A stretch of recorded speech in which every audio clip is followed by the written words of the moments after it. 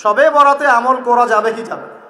আল্লাহ পাকের একটা রহমত আমাদেরকে দিয়েছেন যে লাইলাতুন নিসফু মিনাশ শাবান, শাবান মাসের মধ্য রজনী, আল্লাহ পাকের রহমত। এই বিষয়টাকে নিয়েও বাংলাদেশে আমি দেখলাম একদল এটাকে নিয়ে এত বেশি বাড়াবাড়ি করছে যে এটাকে একদম লাইলাতুল কদরের উপরে নিয়ে চলে যাচ্ছে। আরেক দল দেখা যাচ্ছে এটাকে এমনভাবে পরিত্যাগ করছেন এই যে কিছুই করা যাবে না, কোনো ফজিলতই নাই। এখন আসলে মধ্যম পন্থা কি, মাঝখানে আমরা কি করবো তাহলে জানা দরকার আছে কি নাই? কি হাদিসে শবে বরাত নামে কোনো শব্দ নাই, এক নাম্বার কথা কি নাই ভাই?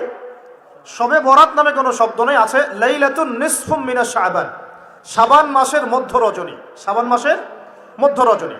শাবান মাস কি? উত্তর, নবী সাল্লাল্লাহু আলাইহি ওয়াসাল্লাম রমজান মাসের পর যে মাসে রোজা রাখতে বেশি গুরুত্ব দিয়েছেন তার নাম শাবান।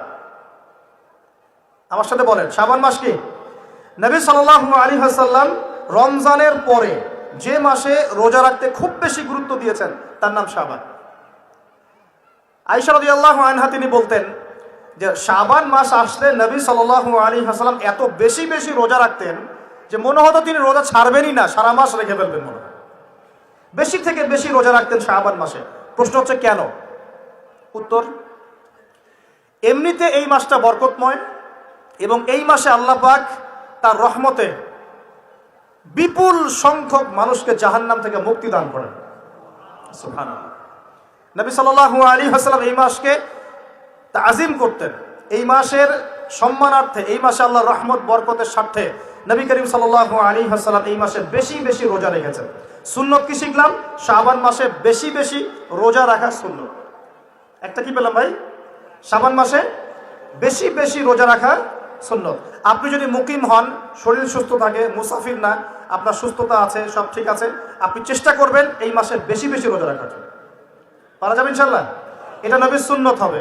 এক বাড়াবাড়ি, এক কি ছাড়াছাড়ি, এর মাঝখানে কি একটা ফজিলত জানলাম, শাবান মাস মানেই এই মাসে নবীজি বেশি বেশি রোজা রাখতেন। তাহলে আমরা কি করবো এই মাসে ভাই? এক নম্বর কাজ, বেশি বেশি রোজা রাখার চেষ্টা করবো ইনশাআল্লাহ। আল্লাহ তৌফিক দান করবেন। এবার আরেকটা পয়েন্ট বলি, সামনে রমাদান মাস।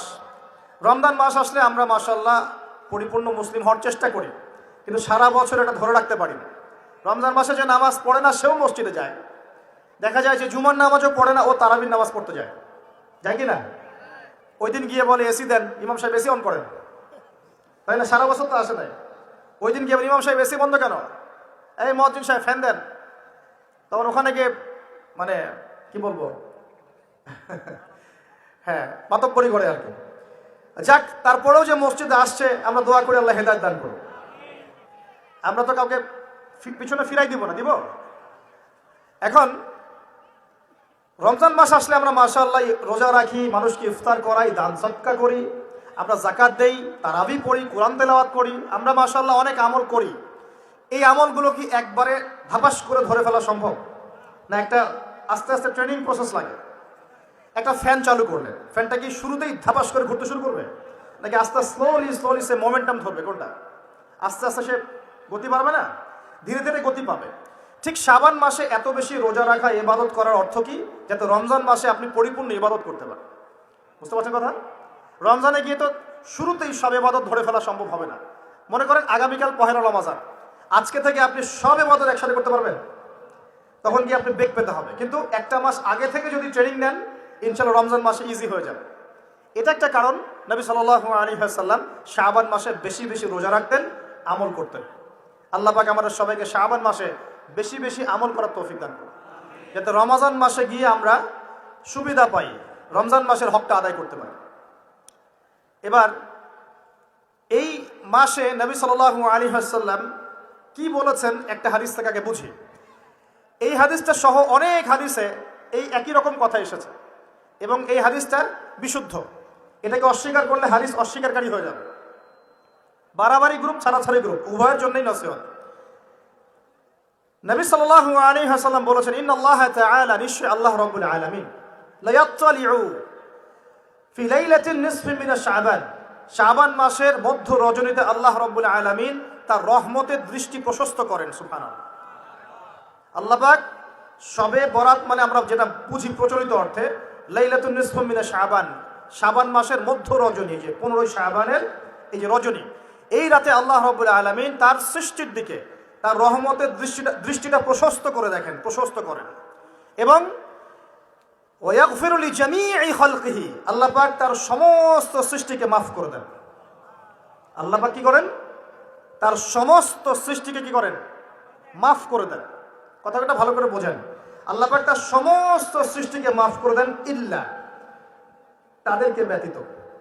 এক, ইল্লা লিমুশরিকিন, এক নাম্বার যে ব্যক্তি মুশরিক, যে শিরক করে আল্লাহর সাথে, যে আল্লাহর সাথে শিরক করে।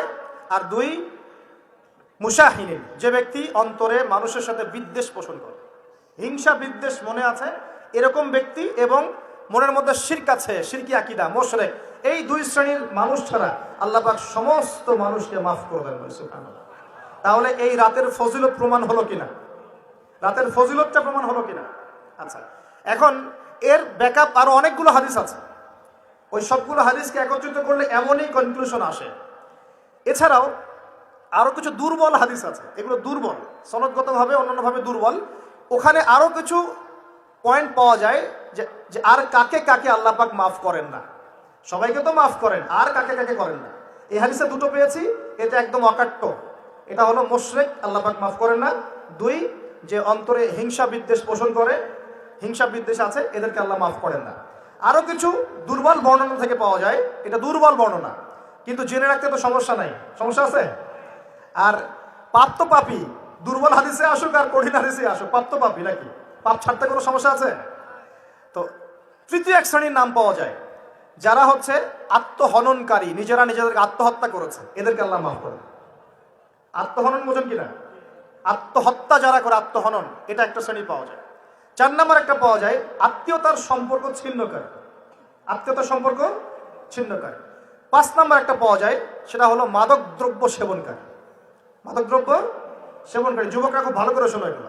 মাদক দ্রব্য সেবনকারী আল্লাহ সবাইকে মাফ করেন, মাফ করছেন না। আর একটা পাওয়া যায়, সেটা হলো যারা জেনার পাপে লিপ্ত আছে। কিসের পাপে ভাই? জেনার পাপ। এরকম আর কিছু ব্যাকআপ পাওয়া যায়, কিন্তু এগুলোর বর্ণনা দুর্বল। বর্ণনা কি? দুর্বল। কিন্তু পাপ তো পাপই নাকি? এই পাপগুলো তো পাপ, এই পাপগুলো করলে কি আল্লাহ খুশি হন? অকাট্য সহি থেকে পাওয়া যায় এই দুইটা, মুশরিক এবং মুশাহিন, যারা শিরক করে, অন্তরে বিদ্বেষ পোষণ করে, আল্লাহ পাক এদেরকে মাফ করেন। আল্লাহ পাক এক রাতে রহম করে সমস্ত মাখলুক সৃষ্টিকে মাফ করে দিয়েছেন, শুধু শিরক এবং হিংসা বিদ্বেষ পোষণকারীকে মাফ করছেন না। বুঝতে হবে এই পাপ দুটো কত কঠিন। এবার আসেন, প্রথমে একটু শিরক নিয়ে কথা বলি, তারপরে মুশাহিন নিয়ে কথা বলি। ধৈর্য ধরবেন তো নাকি? দেরি হচ্ছে? সবর করেন। এখন আসেন, কোন হাদিসের মধ্যে স্পেসিফিকলি বলা নাই যে এই রাতে এই এই এই এই ইবাদত করতে হবে, কোন হাদিসের মধ্যে পাওয়া যায় না। কথা বোঝার চেষ্টা করেন।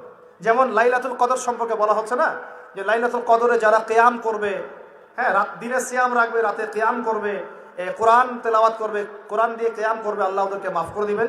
এটা আমল দেওয়া আছে।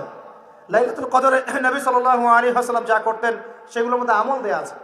এই নিসফু মিনা শাবানের মধ্যে স্পেসিফিকলি এভাবে হাদিসের মধ্যে উল্লেখ করা নাই এই এই এই এই আমলগুলো করো। কিন্তু খুঁজে খুঁজে আমাদেরকে বের করতে হয়। খুঁজে খুঁজে কেমন?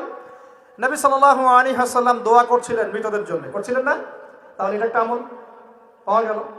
নবী সাল্লাল্লাহু আলাইহি ওয়াসাল্লাম নামাজে ছিলেন, সেজদারত অবস্থায় ওই যে আয়েশা রাদিয়াল্লাহু আনহা টোকা দিলেন, দিয়ে বললেন আমি ভাবছিলাম তার ইন্তেকাল হয়ে গেছে কিনা, তার মানে বুঝলাম যে আপনি নামাজ পড়তে পারেন। এরপরে আল্লাহ পাকের কাছে ক্ষমা চাইতে পারেন, কারণ এই মাসে আল্লাহ পাক আপনাকে এই রাতে আল্লাহ আপনাকে ক্ষমা করবেন, এই রাতে আল্লাহ ক্ষমা করবেন। এখন এটাকে বলা হয় প্রশস্ততা। ব্যক্তিগতভাবে এখানে আপনাকে প্রশস্ত এখতিয়ার দেওয়া হয়েছে। ব্যক্তিগতভাবে আপনাকে আল্লাহ পাক তার রাসূলের মাধ্যমে এই শরীয়তে এই রাতের আমলের জন্য একটা প্রশস্ত এখতিয়ার দিয়েছেন। আপনি রাসূল সাল্লাল্লাহু আলাইহি ওয়াসাল্লামের সুন্নাহ মাফিক যে কোনো ভালো কাজ করতে পারেন, কিন্তু নির্দিষ্ট করে আপনাকে দেওয়া হয় নাই যে আপনাকে 100 রাকাতই পড়তে হবে, আপনাকে 200 রাকাতই পড়তে হবে, আপনাকে 10 রাকাতই পড়তে হবে, আপনাকে 1 খতমই দিতে হবে। এরকম নির্দিষ্ট করে আপনাকে কিছু দেওয়া হয়। আপনি এখন চাইলে সুন্দর করে অজু করলেন, অজু করে মাশাআল্লাহ আতর খুশবু ব্যবহার করতে পারেন, করে সুন্দর জামা পরলেন, পরে আপনি আল্লাহর স্মরণে নামাজ আদায় করলেন। এখন ফরজ নামাজ আগে না নফল আগে? ফরজ আগে না নফল আগে? এই আমলগুলো ফরজ না নফল? এগুলো নফল। আগে তো ফরজ পড়তে হবে নাকি? 5 ওয়াক্ত ফরজ নামাজ তো আগে, তারপরে আপনি নফলে আসেন। আমাদের জীবনে কোনটার গুরুত্ব সবচেয়ে বেশি? ফরজ ঠিক না থাকলে নফল দিয়ে কাজ হবে? তো ফরজ ঠিক করার পরে আপনি এখন অতিরিক্ত আমল করার চেষ্টা করছেন, সুন্দর কাপড় চোপড় পরেছেন, আপনি মাশাআল্লাহ পাক পবিত্র হয়েছেন, আতর খুশবু ব্যবহার করেছেন, আপনি নীরবে নিভৃতে আল্লাহকে ডাকছেন নামাজের মধ্যে, লম্বা করে সুন্দর করে নামাজ পড়ছেন, আপনি একটু কোরআন তেলাওয়াত করছেন, আলহামদুলিল্লাহ। আপনি এই রাতে মৃতদের জন্য দোয়া করলেন, নিজের জন্য দোয়া করলেন, পরিবারের জন্য দোয়া করলেন, আপনি তাসবিহ তাহলিল করলেন, যদি আপনাকে আল্লাহ সামর্থ্য দেন আপনি কিছু দান সাদাকা করেছেন, আপনি বিভিন্ন রকম ভালো কাজে আপনি নিজেকে মানে এঙ্গেজ রাখতে পারেন, নিজেকে বিভিন্ন ভালো কাজে আপনি নিজেকে সম্পৃক্ত রাখতে পারেন। এভাবে আপনি রাতটাকে একটা উৎসবের উৎসাহে পার করতে পারেন। কিন্তু আমরা যে ঘটা করে অনেকগুলো কাজ করি না, ঘটা করে হালুয়া রুটি সামাই টামাই এই সেই আলোকসজ্জা অমুক তমুক দল বেঁধে কবরস্থান, এই আমলগুলো নবী এবং সাহাবীদের থেকে প্রমাণ হয় না। আমি কি বুঝতে পারছি? আমল করতে আপনাকে নিষেধ করা হয় নাই, কিন্তু বাড়াবাড়ি করবেন না, ছাড়াছাড়ি করবেন না, মধ্যমপন্থী থাকেন। ব্যক্তিগতভাবে আপনি আপনার মতো করে আমল করতে পারেন, আপনাকে ইখতিয়ার প্রশস্ততা দেওয়া হয়েছে। আপনি একটু নামাজ পড়েন, একটু তেলাওয়াত করেন, একটু জিকির করেন, দোয়া করেন, আপনি আল্লাহর কাছে চেয়ে নেন। আর একটা হাদিস আছে, এই রাতে আল্লাহ রাব্বুল আলামিন প্রথম আসমানে নেমে আসেন। মানে সুবহানাল্লাহ, আল্লাহ পাক কেমন করে নেমে আসেন এটা আমাদের ব্যাখ্যার বাইরে, আর এটা সত্তাগতভাবে না, আল্লাহ পাকের রহমান নেমে আসেন। আল্লাহ পাক আহ্বান করতে থাকেন, কে আছে আমার কাছে কিছু চাইবে আমি তাকে দিব, কে আছো আমার কাছে ক্ষমা চাইবে আমি মাফ করে দিব, কে আছো আমাকে ডাকবে আমি তার ডাকে সাড়া দিব। সুবহানাল্লাহ, আল্লাহ পাক এই পুরো রাত বলতে থাকেন। আরেকটা কথা মনে রাখবেন, এভাবে কিন্তু আল্লাহ পাক প্রত্যেক রাতেই বলতে থাকেন, শুধু এই একটা রাতেই নয়, প্রত্যেক রাতেই আল্লাহ পাক বলতে থাকেন। কিন্তু এই রাতে স্পেশালি আল্লাহ পাক অগণিত মানুষকে মাফ করে দেবেন ইনশাআল্লাহ।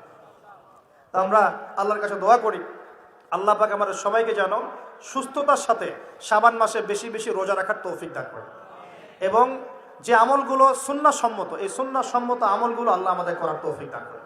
বাড়াবাড়ি পর্যায়ে চলে যাবেন না, একবার ছাড়াছাড়ি পর্যায়ে চলে যাবেন না, মধ্যমপন্থী থাকেন, রাতের ফজিলতটাকে আল্লাহর কাছে চেয়ে নেন, এবং আল্লাহর কাছে মাফ পাওয়ার জন্য যে পাপগুলোকে ছাড়তে হবে, যেমন শিরক, হিংসা বিদ্বেষ ইত্যাদি ইত্যাদি, এই পাপগুলোকে ছেড়ে দিয়ে আল্লাহর কাছে নিজেকে প্রমাণ করার চেষ্টা করি। আল্লাহ পাক আমাদের সবাইকে তৌফিক দান করুন বলি আমিন।